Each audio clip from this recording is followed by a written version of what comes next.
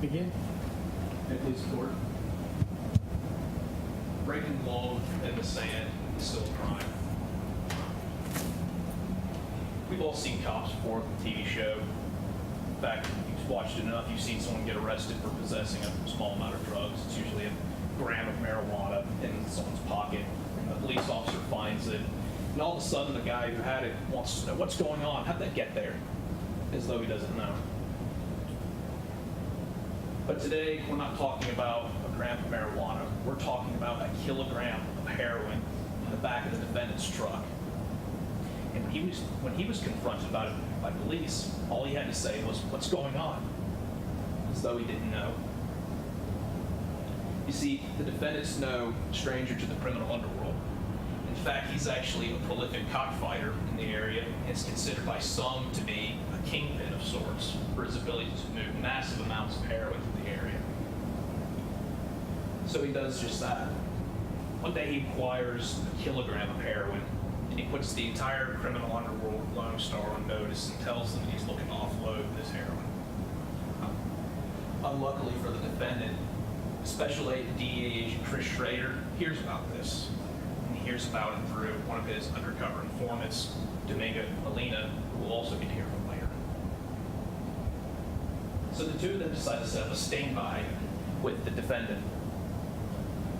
And what's even better about this plan is that the defendant and Molina used to be cockfighting buddies, so there's no reason for him to be suspicious. Everything should be perfect. The plan is simple. It's going to take place on March 26th at 4 o'clock in the Walmart parking lot. The defendant will be there alone in his yellow truck, and Molina will be there in a black SUV.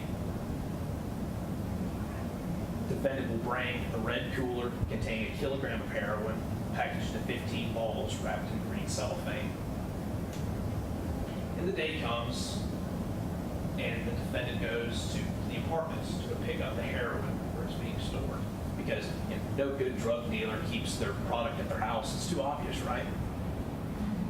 But the defendant brings along a friend of his, and the two of them go to the apartment to pick up the heroin. The defendant gets out of the truck, slams the door, engine still thudding, grabs the cooler, puts it in his truck. But his companion wants to know, what's going on? This is strange. And the defendant says, this is a chance for me to make $2,000. I can make a lot of money doing this, driving from here 5 miles to the Walmart. And they do just that. They arrive at the Walmart, and they find Molina leaning against a black, tripped-out Escalade that he borrowed from Impound. And the two old cockfighting buddies talk for about 5 minutes, have a real animated discussion.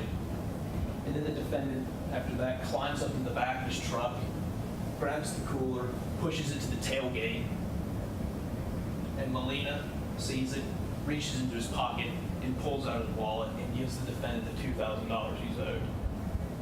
Well, at that point, Molina gives the ghost signal, and all of a sudden, 20 disguised police officers burst out from across the parking lot, converge on the scene, and arrest the defendant.